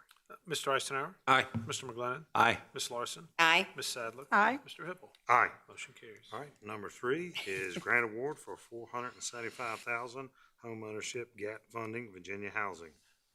Welcome again. Yes, sir. Mr. Chairman, members of the board, again, following on the previous conversation, under a separate action where we recommended the acquisition of the Tally properties that are off of Mooretown Road, we also, because of that the November approval for that development, around on 101 Clark Lane, we had discussions with Virginia Housing about additional funding needed there. This funding that they are providing, $485,000, could also be used for the Tally properties, which is how we perceive it moving forward. Staff finds the proposed acquisition would support several goals of the goal strategies and actions of the comp plan and the Workforce Housing Task Force. These funds would help us in starting some of that initial investigation of how we could tie these two projects together and bring them along, and staff recommends approval. Questions for staff? I'll move that motion. Thank you much. Roll call, please, sir. Ms. Larson? Aye. Ms. Sadler? Aye. Mr. McGlinnan? Aye. Mr. Eisenhower? Aye. Mr. Hippel? Aye. Motion carries. Thank you, sir. Thank you. Thanks, Vaughn. Great work. Yes.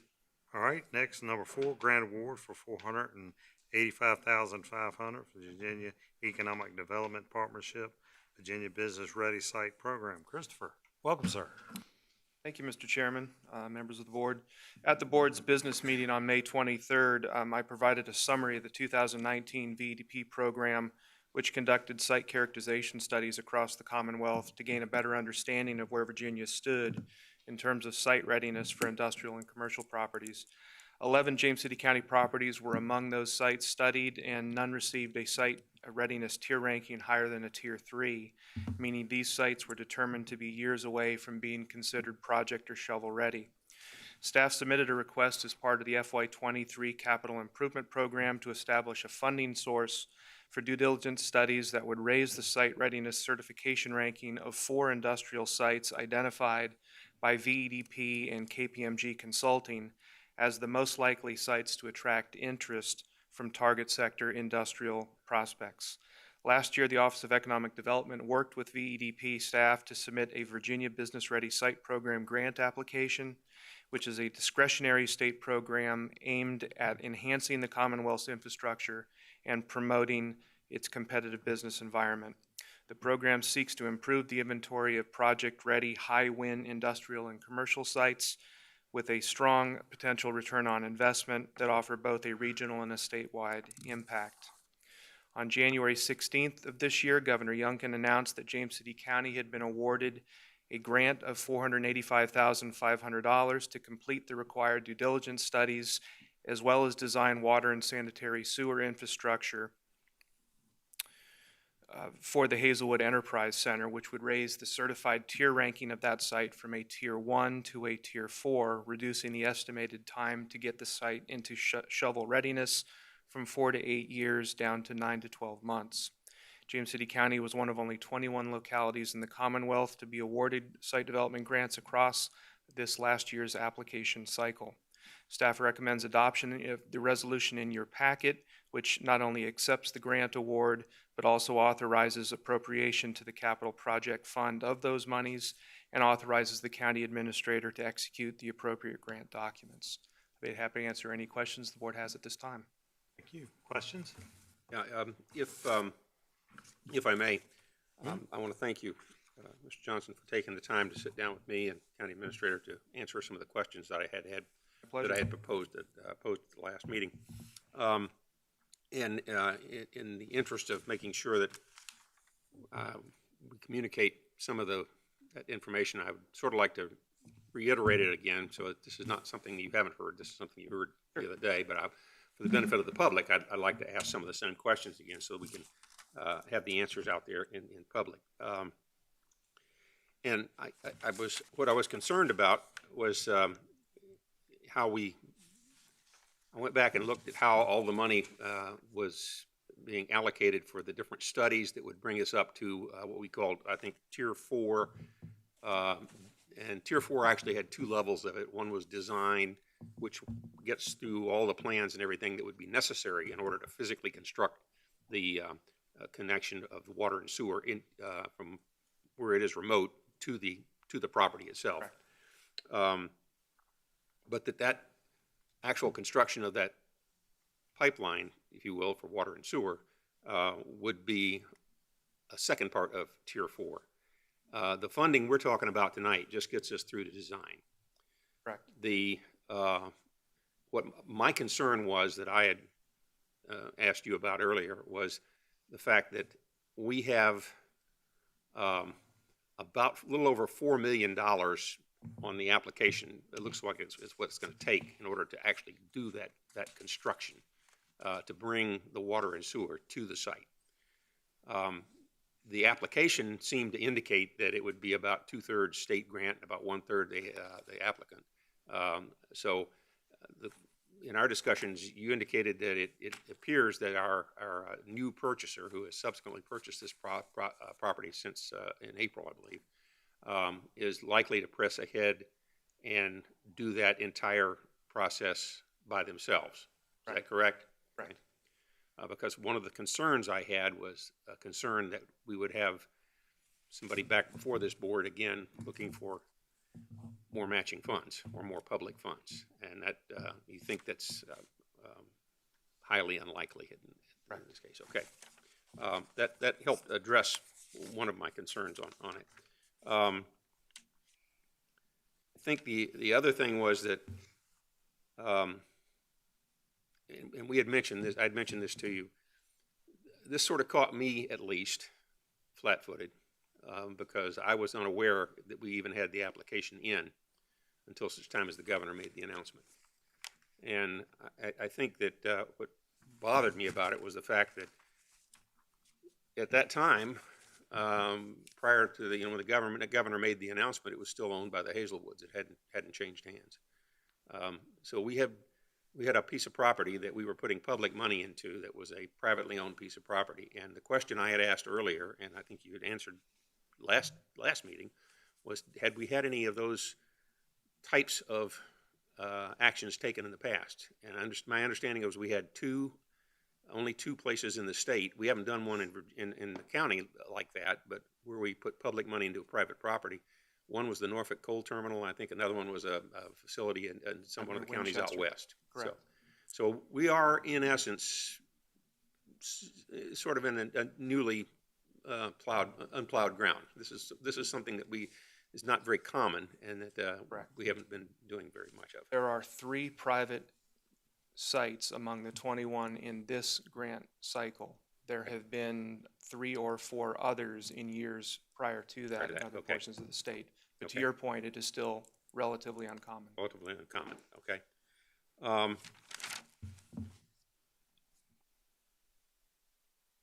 think one of the things that concerned me, and this is where I'm having to take a leap of faith, is the fact that a lot of these studies that are required to get us up to the design part of phase tier 4 have a shelf life. I believe you mentioned it was 5 years. That if something transpires that we go past that 5 years, essentially you got to go back and do them over again. And in fact, some of the things that we would be doing in this cycle with this grant money is updating some of the ones that have outdated from previous times around. Is that correct? Correct. The 5-year period that we referred to yesterday was relative to a site plan that is approved is good for 5 years. Okay. Some of the due diligence studies have longer shelf lives than 5 years. Okay. So I think what I was concerned about here was the fact that we have seen, as board members here, quite often, an application come before us, and we approve it, and 50% of the time, nothing happens. It doesn't get built. And maybe it comes back again. It's not uncommon. It's quite common that something that comes before this board gets approved, never moves forward, never gets built. And so my concern was that we're putting about $750,000 worth of public money into the studies to bring this up to a point where it can, quote, take off. But if something happened that it didn't take off, we don't know what the developer is going to do, that some of that money may be a sunk cost that we have to reinvest later on when we try to do this all over again. So I think that sort of summarizes the concerns or the highlights that I had after having my discussion with you all yesterday. I have somewhat reluctantly come to the conclusion that I will probably support this evening. And I guess when thinking of why would I do such a thing, we're gambling with public money, all of us up here. We're making a bet that this is going to return a good investment for the county. If it makes a good investment, then we're heroes. We've made good decisions. If it doesn't, we're the GOAT. But that's sort of the I guess comes with the territory. I guess there is a feeling that with this grant the likelihood that the development of this property will take off is considerably higher than obviously without it. That it's not going to go anywhere without it, and that there is a potential for some benefit to us. My concern again is that we have, in doing the rezoning on it, we don't have a whole lot of control over some aspects that we would normally have. And on behalf of the citizens of the county, I'm a little concerned about that. So I've had to weigh them all back and forth. And I think ultimately I will support the grant application this evening. But I want us to be really careful going forward about how we do this, especially when we're looking at private property. And I think that the board needs to be very carefully read in on any applications of this nature in the future, well before the award is announced. Got a motion? Motion to approve. Approve. All right, any other more discussion? Well, I just had a couple of questions, or just a couple comments. Sure. One, I believe this is part of our VACO. I reached out to Joe Lurch. Good Lord. Take your time. Excuse me. Take your time. I'm so sorry. I'd reached out to Joe Lurch with VACO regarding, because I know that when I've gone to VACO meetings, they very much talk about the Virginia Readiness Program. And he sent back that this was part of their legislative, what we have adopted. So, and the other, I had reached out to you yesterday because I thought we had committed to, maybe you can, Kate, I don't want to pronounce it wrong. Navian. Say it again. Katie Navian. You're right. 600,000. So I'm a little confused because I know it's not in the same, but we don't own the Stonehouse Commerce Park, correct? That has nothing to do with the Virginia Business Ready Sites Program. I understand. That is a separate agreement that the board agreed to as part of the governor's Commonwealth Opportunity Fund for prospects, where there is a 1-for-1 match requirement.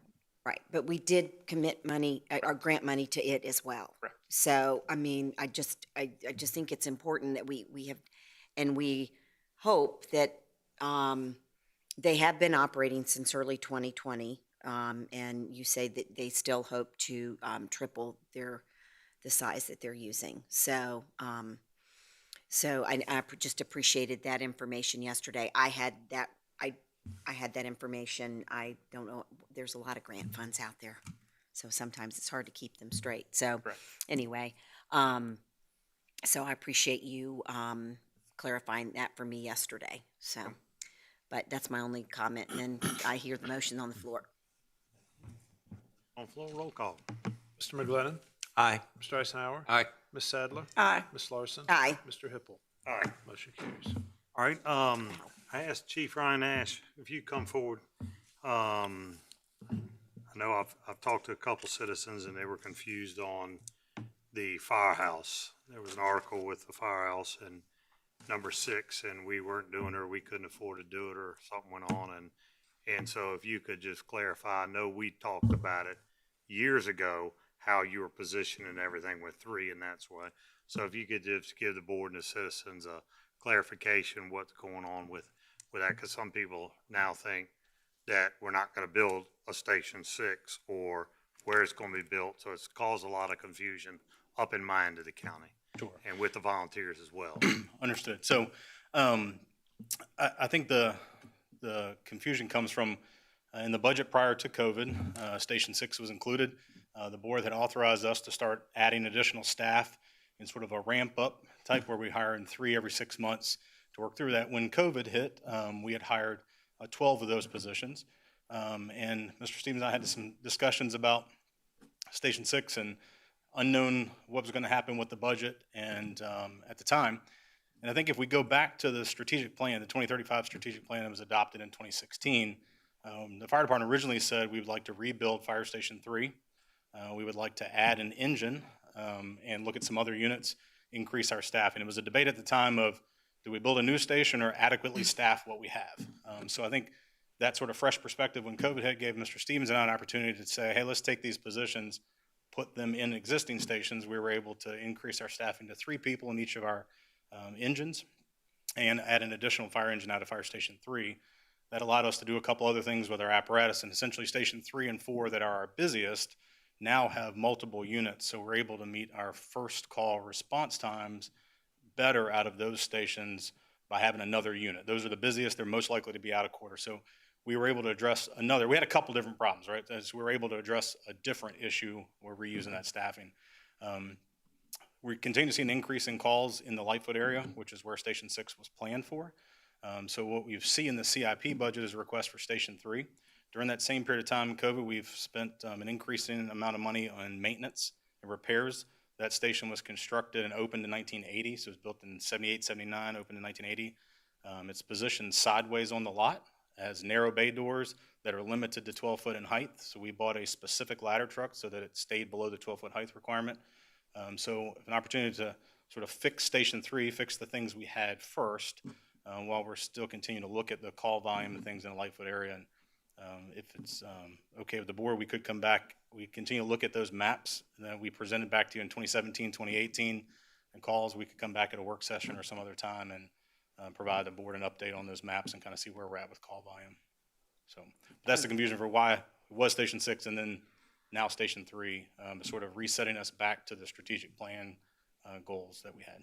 And for the citizens, that's why we have you in the position you're in, to advise us on what's going on in fire service and where you need the help. And while we're talking about it, how's our new class coming along? They're doing pretty well. We're doing it. We have 10 recruits in the fire academy that graduate on June 29th. It looks like all 10 are doing well and will graduate. So though some of those will go right to the floor, they're already EMS certified, and 6 of them will continue on their EMS training and will go to the floor probably in the late September timeframe. So our staffing has improved significantly since I stood back before this board 18 months or so ago. We've been able to implement a number of initiatives that have really improved our staffing dramatically. Mandatory overtime is minimal. Overtime is still there because we still have some people out of place, but we've been able to make dramatic improvements in our staffing levels, and certainly appreciate the board's support in those initiatives we brought forward. Yeah, and that's a cost savings as well to the citizens. So that's great work. Thank you. Any questions while we got Chief here? I'm sorry. Oh. No, could you just address response times? I did see something in an email that you had sent, that the standards that we utilize. Yeah, so we go back to the comp plan. In the comprehensive plan, it lists 6 minutes response times. That specifically about station construction looks for areas that exceed 6 minute response times and have more than 365 calls annually. So that's sort of the 2 tests we look at. And when you look at the county as a whole, there's a lot of areas that are outside of 6 minutes. When you start to look more at the PSA, that sort of shrinks those areas. But there were still a number of areas back in 2017, I believe it was, when we presented to the board. We called them areas of concern at the time, and we identified 5 areas. We continue to track calls in those same 5 areas, but we kind of reset back to Lightfoot seems to be the one that continues to see that increase in call volumes outside of 6 minutes, and that's why we've targeted that for our next fire station. Thank you very much. My understanding is that when we did the COVID adjustment and focused on Fire Station 3, that this essentially pushed Fire Station 6 not completely off the table, but out beyond the 10-year point. What is the projection for when that will come back into the CIP in the out years? So I think exact timing discussion we need to have as we work through the CIP process. I know for us in the 5th year of the CIP that was adopted in this upcoming budget, we've put the design money for Station 3, and then we would be adding 1 additional year next year, which would be the construction for Station 3. And for me, I would expect to put that behind Station 3, just staying consistent with our direction in the strategic plan. Okay. So we're looking somewhere out there between 7 and 10 years, potentially. Chief, while you're here, let me just take the opportunity to congratulate you on your recent recognition at the event at Busch Gardens. It's great to know that there's an understanding more broadly about the qualities you bring to the community. Thank you. And we've got a great team. We were very honored to receive those rewards, especially the EMS Agency of the Year. I think that's a really big deal for our folks who have put in a lot of effort and training and equipment and protocols, and that was a recognition I was very glad they got. So thank you. Chief, carry back to your men and women how much this board appreciates all their hard work Absolutely. and all the efforts that they put forth for the citizens of James City County. And if you'll just send something out to them and let them know that we understand they're out there, we care very much for them, and that we're very supportive of all their efforts to keep us safe in our community. Thanks, sir. Thank you for your leadership. I would appreciate you coming back. I always find that information very helpful. When the more data, I think, is just so important, that when we're able to have that and to show that to our citizens. So I appreciate that.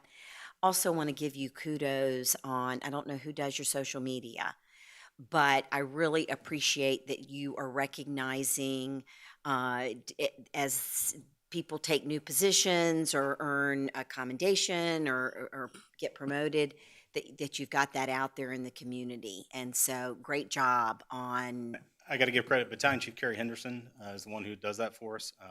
And she's really built a good relationship with the folks that they'll send her pictures when those events occur. And she's done a great job of getting that information out. Yeah, and it gives an opportunity too to see the people that are in the picture, the other people that are working at the fire department. So it's just I think it's a great opportunity.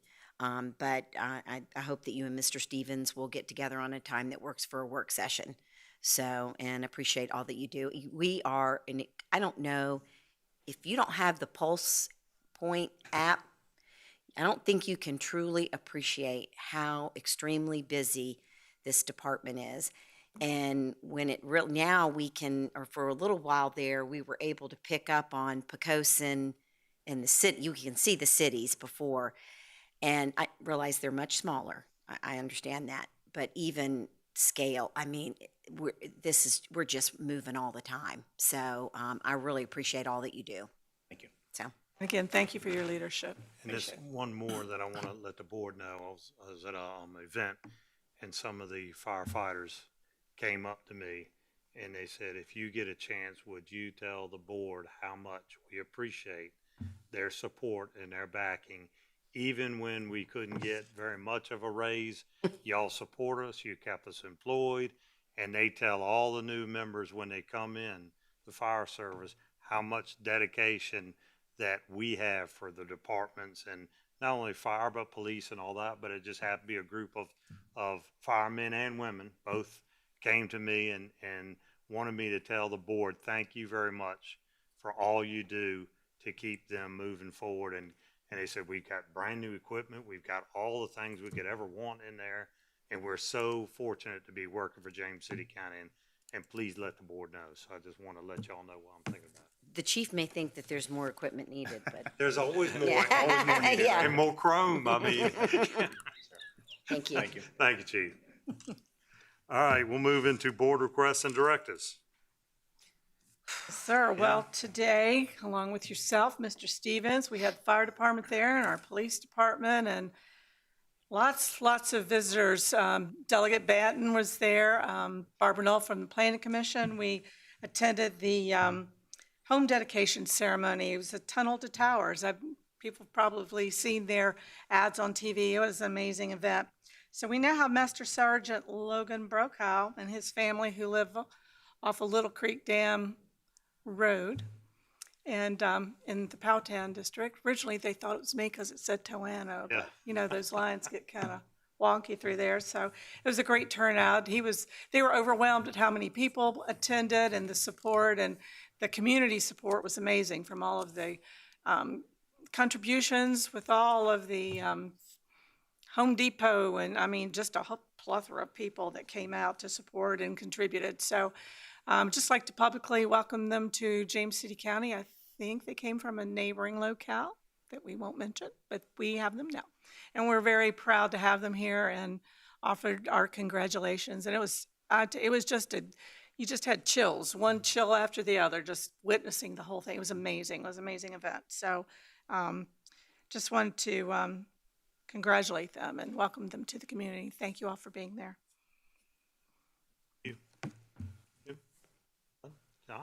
Okay, well, somebody apparently wanted to remind me of former life. Right? That will live with you. That will live with you. Wanted to just mention a couple of things. I'm sorry that Mr. Zhang departed our meeting because Mr. Stevens and I had the opportunity to attend the Literacy for Life luncheon. Were you there, Mr. Triplett? Nope, I didn't make that. I thought they'd announced your name. But Literacy for Life is a wonderful program. It works with English language learners and others who are trying to get their careers and educations back on track. And it was a remarkable event. It was really very, very thrilling to see all of the folks who have benefited from the programs, those who are immigrants, those who are citizens, all have taken the opportunity to learn skills, both academic skills and professional skills on how to advance yourself in your work. And in particular, it was great to see that one of our county residents was there to celebrate the awarding of her GED, which was accomplished in part with the help of the social services care team, which was also recognized at the event for their special work. The social services care team is a group that are brought together, and I think that they were initially put together with support from the Williamsburg Health Foundation to pursue opportunities to provide assistance to citizens to see them get into a position of being able to stabilize their lives and move forward, both in terms of their professional lives and their personal lives. And it was especially exciting to see that immediately following that event at Literacy for Life, that the care team was once again awarded funding by the Health Foundation for the coming year. So very great to see that recognition. And Mr. Zhang is the current chair of the board of directors for Literacy of Life, and they're doing a great job. I also wanted to mention that I had an opportunity to visit the Greek Festival, which didn't have to be occurring in James City County, but we have an awful lot of citizens of Greek heritage in the community, and it was, as always, an excellent event with beautiful weather and not enough of those honey dough balls soaked in good sweet stuff. And just also wanted to mention that on Friday of last week, Ms. Larson and I had the opportunity to spend some real quality time celebrating the graduation of students from War Hill High School, Jamestown High School, and Lafayette High School at Hampton Coliseum. We've kind of been bouncing around this ceremony the last few years because of COVID and now the renovation of William and Mary Hall. But we got to see lots of very talented young people, including the daughters of our deputy clerk of the board, Teresa Sayed, and our county attorney, Adam Kinsman, whose daughter Kendall was a graduate on Friday at Jamestown High School. And so with that, I think I will stop talking. That was a great day, and made even better by spending it with a colleague. So just lots of events. I was unable to attend the Literacy for Life because I was acting in a jury capacity for the mock trial at War Hill High School. It was their first one. Did an outstanding job. Their teacher, Scotty Boyd. It was towards the end of the school year when sometimes things can just kind of get off, just because teachers are rushing to get report cards and everything done, and sometimes there can, not be this type of thing going on. But it was just amazing to watch these students at work and how engaged they were and how knowledgeable they were. And I participated in the deliberation, but then I had to run out to get to another meeting. And so I didn't get to see the reaction, but from what I understood from Mrs. Boyd on Saturday, the prosecution was not pleased that they lost. So I'm sorry about that. It was a very tough decision. But I attended the GED graduation, and that was held at War Hill, graduation. And so it's just been, you know how this time of year is just crazy. So, you know, I want to give county staff thank you, and as they're always willing to help as we work through different issues with different boards that we represent the county on. I did want to also to just take a minute to remember some people, if I could. One being Faith Tyransky. Faith was a varsity swimmer for War Hill High School and also a swimmer for Loyola University in Maryland. And Faith was 22 years old and lost a 7-month battle with small cell ovarian cancer. And I want to send my sympathy to her family, her dad, Gene, her mom, Karen, and her sister, Holly. And but I think that her parents would want this. They live here in James City County, but I don't. They would not want Faith's shortened life to be in vain, and they would want it to be used as a reminder that if you are a young woman and you experience any symptoms that are out of the ordinary, to please take yourself to the doctor and do everything that you can do to save your life. So, but Godspeed to Faith. She was a really fun and lovely young woman. So, and also to the family of Ernie West, who was a lifelong resident of this area. My deep sympathies go to his family. So, thank you. Thank you. All right, well, Mr. Stevens and I will be going to HR Tech in Harumpha this Thursday. So we've got a day planned for those activities, and they're always so much fun down there. The traffic is always a blast to go through. The 75th anniversary of the James City County Bruton Volunteer Fire Department, they'll be celebrating that in November, so I'll be looking to get a resolution made up for them. You know, for those, and it's amazing because it wasn't long ago that they had the 50th, and we made beer mugs with everything on it, and I still have them. And we gave them out to all the members as a 50th, and we were talking today, and they said 75 is right around the corner, and it's amazing. Just it went like that. Also, Michael Jr., my son, as y'all know, had a wedding for him. Everything went well, and they're married and back from the honeymoon and back working, so that's always good. And, back working. Yes. And William Thomas Hipple, my other son, one of my other ones, graduated this year as well, and he said, Dad, they're having graduation down at Hampton Coliseum. Can I not go? And I said, we could spend a day together. You could have spent the day with us. Yeah, now. I know. But he was excited not to have to ride all the way down to Hampton Coliseum, and I can't blame him. That's a long way to go and a lot of traffic and a lot of back and forth. So I supported him on that and said, yep, that's your decision. You're old enough now. You can make those decisions. So congratulations, William. And then the Tunnel to Towers event today was absolutely beautiful. It was a wonderful event.